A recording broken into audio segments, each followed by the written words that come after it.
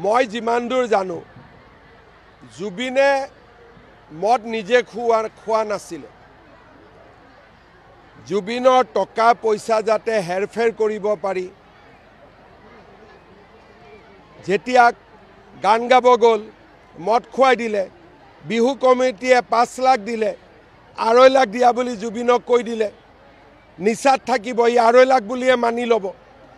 তেনেকে জুবিনক ষড়যন্ত্ৰমূলকভাৱে এছামে মদ খুওৱা কামত লিপ্ত কৰাইছিলে আৰু তেনেকে মদ খাই গ'ল।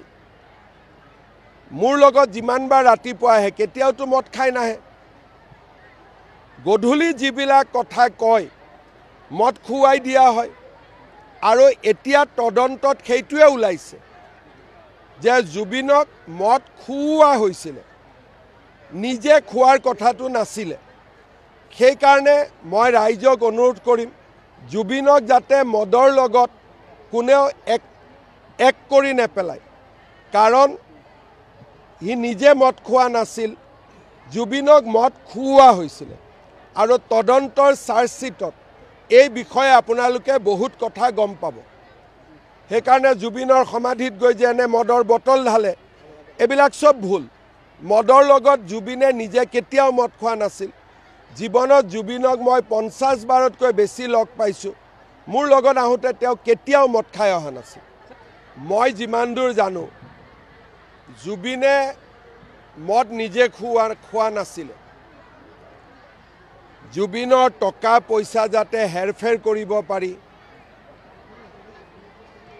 যেতিয়া গান গাব গ'ল মদ খুৱাই দিলে, বিহু কমিটিয়ে 5 লাখ দিলে, 2.5 লাখ দিয়া বুলি জুবিনক কৈ দিলে, নিচাত থাকিব ই 2.5 লাখ বুলিয়ে মানি ল'ব।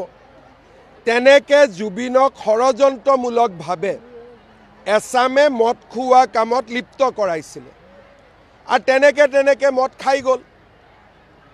মোৰ লগত যিমানবাৰ ৰাতিপুৱা আহে কেতিয়াওতো মদ খাই নাহে।